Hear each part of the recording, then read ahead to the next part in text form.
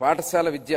గత ప్రభుత్వం దుర్మార్గపు పాలనా కాలంలో రాష్ట్ర విద్యా వ్యవస్థపై దృష్టి సారించకపోవడం, నిర్లక్ష్యం మరియు తప్పుడు విధానాల వలన మన రాష్ట్రంలో 2.43 లక్షల మంది విద్యార్థులు బడి మానివేయడంతో వారి భవిష్యత్తు ప్రమాదంలోకి నెట్టివేయబడింది.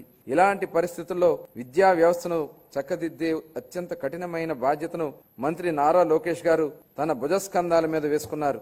నేటి బాలలే రేపటి పౌరులనే భావనతో విద్యా వ్యవస్థను ప్రక్షాళన చేయడం మొదలుపెట్టారు. రిజల్ట్ ఓరియంటెడ్ ఎడ్యుకేషన్ పై దృష్టి సారించి ఆర్టిఫిషియల్ ఇంటెలిజెన్స్ వంటి టెక్నాలజీలను ప్రధాన పాఠ్యాంశాలుగా తీసుకురావడానికి ఆయన చేసిన ప్రయత్నాల్లో మన పిల్లలు ప్రపంచ స్థాయిలో పోటీపడి రాణించడానికి సిద్ధమవుతున్నారు. సమాజానికి విద్య ఎంత అవసరమో చైనీయుల సామెత ద్వారా వ్యక్తీకరించబడింది. మీరు సంవత్సరానికి ప్రణాళిక వేస్తే వరి నాటండి, దశాబ్దానికి ప్రణాళిక వేస్తే చెట్లు నాటండి, జీవిత కాలానికి ప్రణాళిక వేస్తే ప్రజలకు విద్య నేర్పండి. పిల్లలకు విద్య అందించడం తల్లిదండ్రులు భారం కాకూడదని మా ప్రభుత్వం బలంగా విశ్వసిస్తోంది.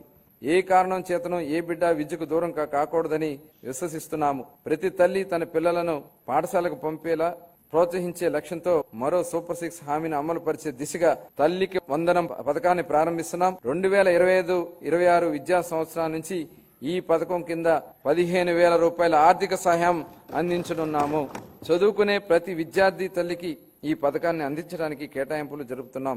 ఈ పథకం ప్రభుత్వం మరియు ప్రైవేట్ పాఠశాలలో 1 నుండి 12వ తరగతి వరకు చదువుతున్న పిల్లలకు వర్తిస్తుంది. అదేవిధంగా సర్వేపల్లి రాధాకృష్ణ విద్యా మిత్ర పథకం ద్వారా 35.69 లక్షల మంది విద్యార్థులకు ఉచితంగా పుస్తకాలు, యూనిఫామ్లు, డొక్కా సీతమ్మ మధ్యాహ్న బడి భోజన పథకం ద్వారా విద్యార్థులకు పౌష్టికాహారం అందిస్తున్నాం.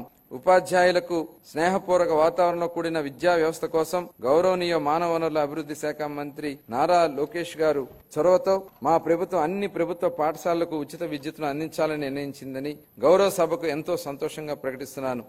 స్థానిక సంస్థలపై ఆర్థిక భారాన్ని తగ్గించడమే కాక ఉపాధ్యాయులు మరియు విద్యార్థులకు ఒత్తిడి లేని వాతావరణం కల్పిస్తుంది.